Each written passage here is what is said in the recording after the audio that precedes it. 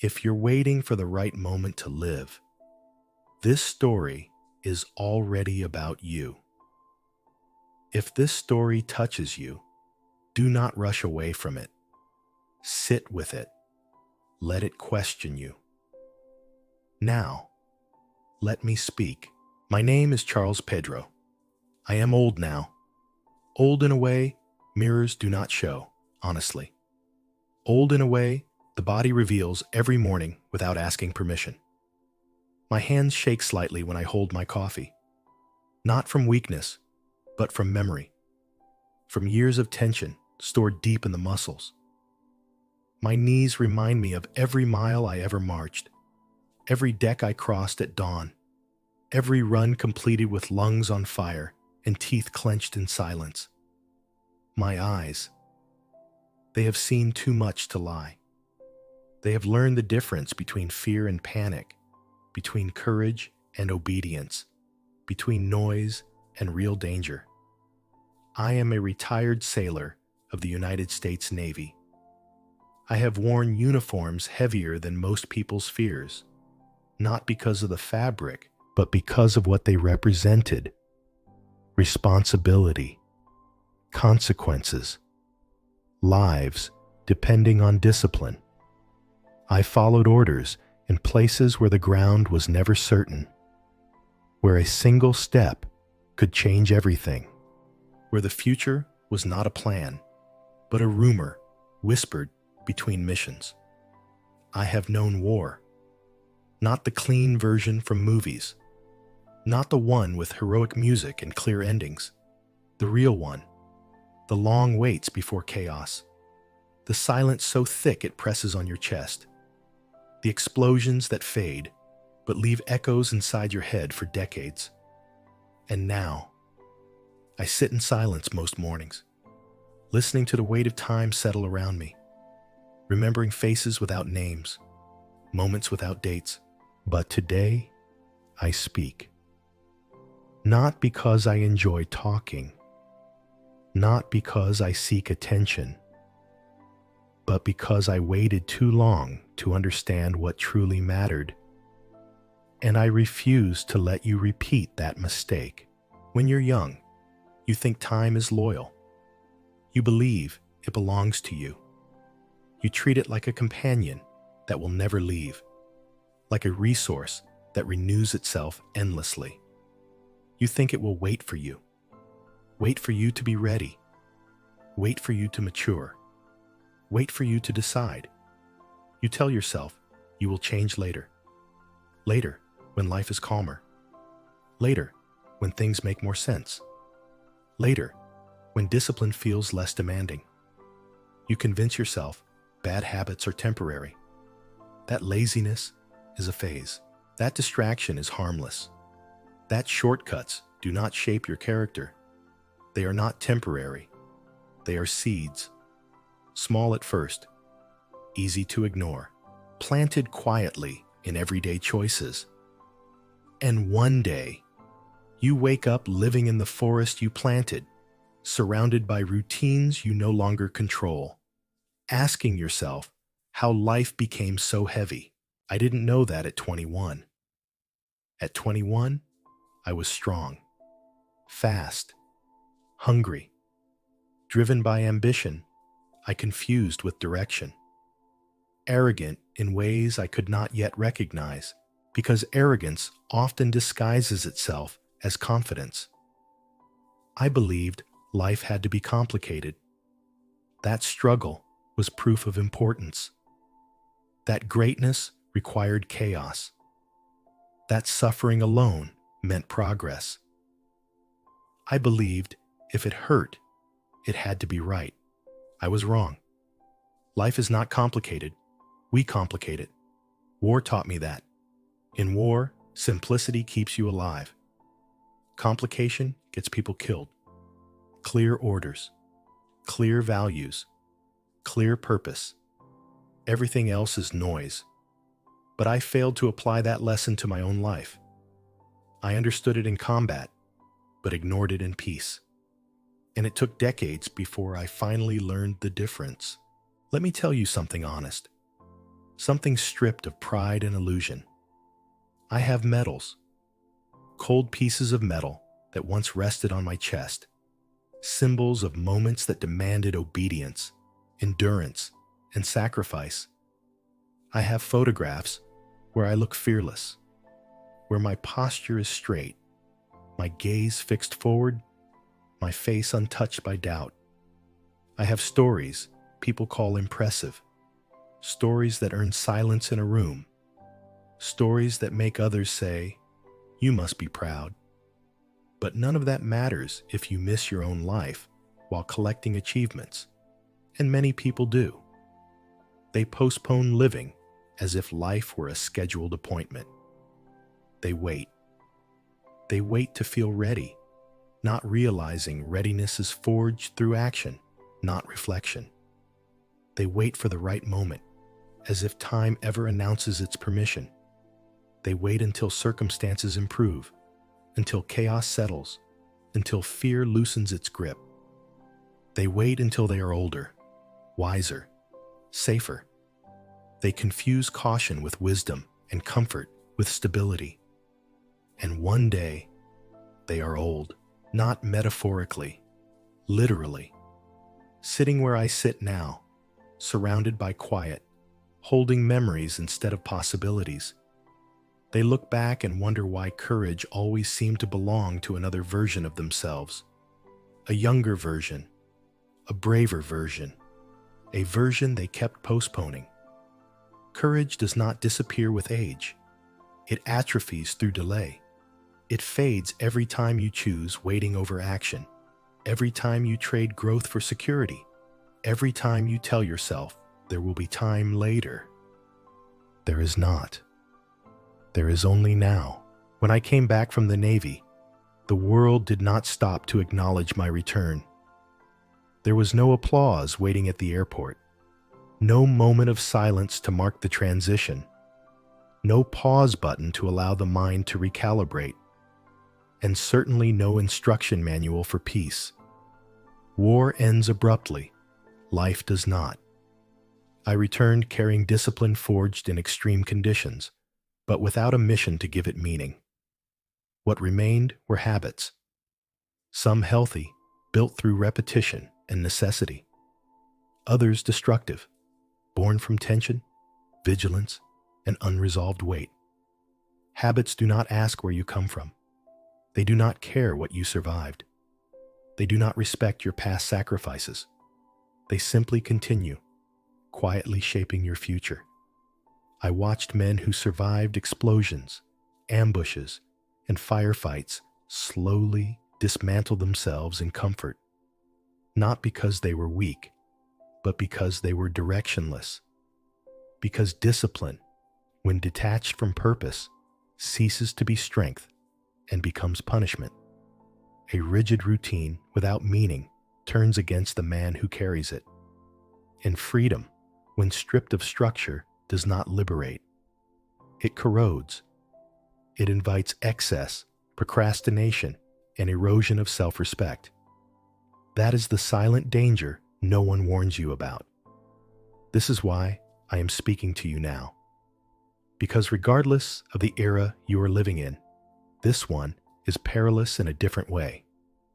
Not with bombs falling from the sky, but with constant stimulation dulling the mind. Not with visible enemies, but with excuses that sound reasonable and feel harmless. Distraction is today's battlefield. And without discipline anchored to purpose, most people never realize they are losing the war. Let me make a few assumptions about you. Not out of arrogance, but out of understanding. I do not know your face. I do not know your name, your age, or your circumstances. But I know human nature. I have observed it under pressure, in moments of fear, ambition, loss, and hope. I am willing to bet you want to succeed, not merely in a professional sense, but in a way that earns self-respect. I am willing to bet you want peace in your personal life, a calm that is not dependent on external validation. I am willing to bet you want to feel useful, To wake up knowing your effort contributes to something beyond survival. I am willing to bet you want security in the future, not just financial, but emotional and psychological stability. And deep down, you want your life to mean something. You want your existence to leave a trace, to matter beyond routine and repetition. That desire has not changed in generations. It lived in those before you, and it will live in those after. What has changed is patience. You have been taught to expect results instantly, to consume progress instead of cultivating it, to chase shortcuts, believing speed is a substitute for substance. But meaning does not operate on urgency. It cannot be rushed or manufactured. Meaning is built slowly, deliberately, through consistent effort and conscious choices.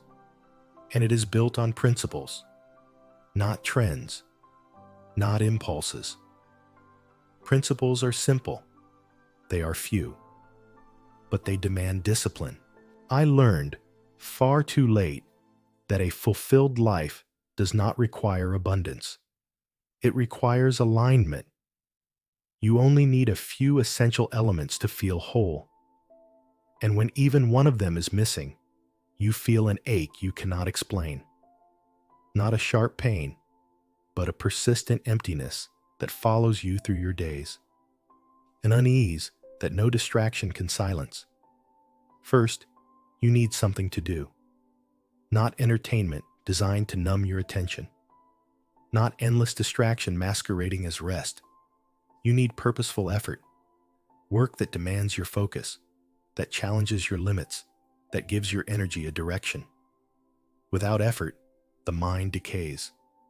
Without responsibility, motivation dissolves. Second, you need someone to care about, not casually, not intermittently, but deeply.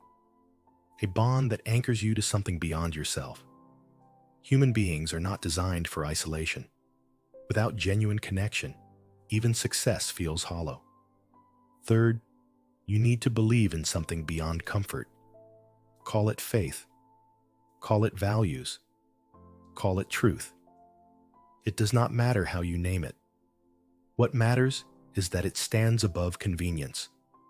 Because when comfort becomes your highest principle, everything else eventually collapses. And fourth, you need direction. A goal that pulls you forward when motivation fades. A reason to wake up and push, even on days when discipline feels heavy. Without these foundations, people do not collapse suddenly. They rot slowly, quietly. I have seen it happen. Here is one of my greatest regrets, and it has nothing to do with a battlefield. Not a miscalculation under pressure, not a mistake made in uniform. It was comfort. There came a moment in my career when we reached what most people define as the summit. We were respected by our peers. We had stability carved into our routines, security wrapped around us like armor. Nothing was missing on the surface. Nothing seemed urgent. And I told myself, quietly, convincingly, this is enough. That sentence was far more dangerous than any enemy I ever faced. Because life does not stand still to admire your achievements. It does not pause out of respect for what you have already done. Life is in constant motion, and you are either evolving with it or eroding beneath it. There is no neutral position, no place where growth politely waits. The body understands this instinctively. Muscles weaken without resistance. Reflexes dull without challenge. The mind obeys the same law. The moment you stop demanding more from yourself, the mind begins to settle, then to soften, then to atrophy. Decay does not announce its arrival. It does not arrive violently or dramatically. It enters quietly, through comfort, repetition, and justification. That is how most lives collapse. Not through catastrophe, not through visible failure, but through ease, through routines that no longer challenge, through days that feel safe, but slowly empty. Comfort did not destroy me in one moment. It dismantled me gradually. I wish someone had told me this when I was young, not whispered it politely, not suggested it gently, but driven it into me with the urgency it deserves. So I will tell you now. There are rules in life, not 1,000, not an endless code of conduct, just a few. Simple in form, brutal in consequence if ignored. Rule number 1, do what is right, not what is convenient when fatigue sets in, not what is popular when the crowd is loud, not what is profitable in the short term. What is right? Because there is never a good moment to do the wrong thing, never a perfect excuse, never a circumstance that redeems moral compromise, and there is never a bad moment to do the right one, even when it costs you comfort, even when it isolates you, even when no one applauds. Integrity is not heroic. It does not feel glorious. It does not announce itself. It is practical. It is the internal structure that keeps your life from collapsing under pressure. The moment you lie to yourself, you lose your compass. Direction dissolves. Decisions blur. You begin drifting, convincing yourself that you are navigating. When you justify bad habits, you weaken your spine, not physically, but morally. And a weakened spine cannot carry responsibility for long. Do the right thing when it is uncomfortable. Do it when it costs you something. Do it when no one is watching, because that is when it counts. That is who you truly are when the world is silent and excuses have no audience. Rule number 2, do the best you can with what you have, not what you wish you had, not what others were given. What you have, where you are, now. Not everyone is born with the same tools. That is an uncomfortable reality, but it is reality nonetheless. Some inherit opportunity. Others inherit obstacles. Some start with guidance. Others start with confusion. But no one is exempt from effort. Effort is the great equalizer. It does not erase inequality, but it defines character. If you fail after giving everything you possess, your time, your focus, your discipline, you can sleep. Because exhaustion earned through honest effort carries no shame. But if you fail because you were lazy, because you delayed, because you chose comfort over commitment, that regret does not fade. It follows you, quietly, relentlessly. It appears in moments of stillness and asks questions you cannot silence. You have responsibilities, not only to yourself, but to your future. To the person you are becoming, whether you prepare him or betray him. You have responsibilities to people who depend on you. Children, partners, teammates, colleagues, and even to strangers who will one day look to you as an example without ever telling you. Excellence is not about perfection. It is not flawlessness or applause. It is about honesty in effort, showing up fully, refusing to cut corners, giving everything you have even when the result is uncertain. That is excellence. I grew up with very little, not in a dramatic sense meant to attract sympathy, but in a way that leaves no illusion. There was no safety net beneath our lives, no hidden reserve to soften mistakes, no privilege waiting to correct our missteps. We learned early that nothing arrived automatically. If something broke, it stayed broken until someone fixed it. If something was lost, it was not replaced without sacrifice. Scarcity was not a tragedy. It was a teacher. But I had parents who gave me something far more valuable than comfort. They taught me responsibility before they taught me ambition. They taught me accountability before entitlement. They taught me this simple, unforgiving truth. Life is a series of choices, not intentions, not promises, choices. Every day, in small, almost invisible decisions, you decide who you are becoming, what you tolerate, what you pursue, what you ignore.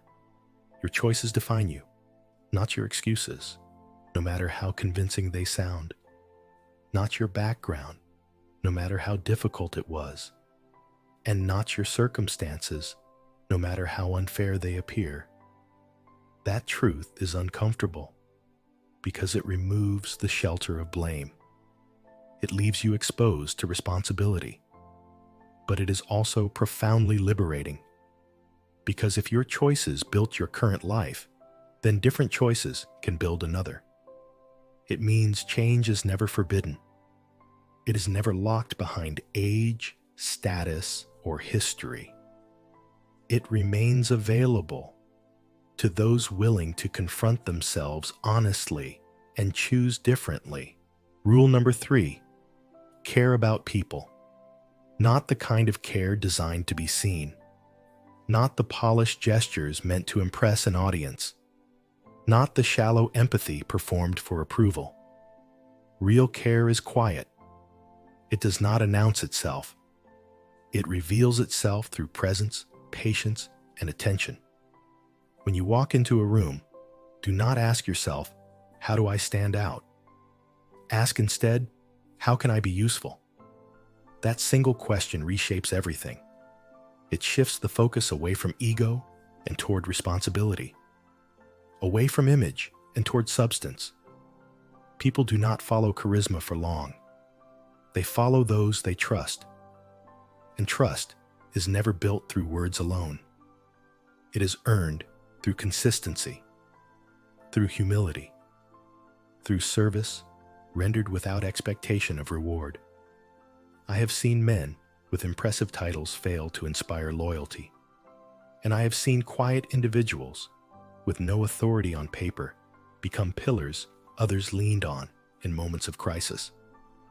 You never fully understand the weight of your influence. A word spoken at the right moment can alter the trajectory of a life.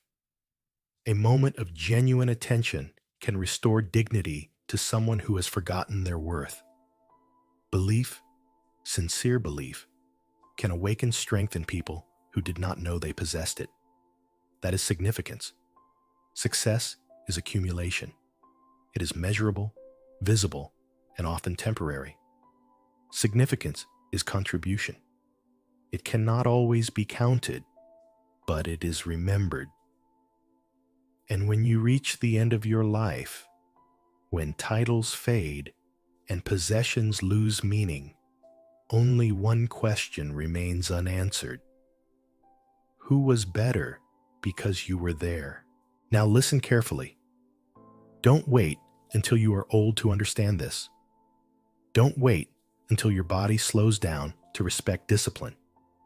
Don't wait until regret becomes a companion. Change does not begin with motivation. It begins with decision. And decision is an act of courage. If you are listening to this, it is not an accident. You are capable of more focus, more self-control, more growth. Your habits today are shaping the person you will meet in 10 years. Be someone you respect. If this story spoke to you, it is because part of you recognized the truth in it. Remember this: every day you listen with intention, you sharpen your mind, you deepen your understanding, and you refine your English, no matter your level. This is Fluent Diary, not a channel to escape life, a place to face it with clarity, discipline, and courage.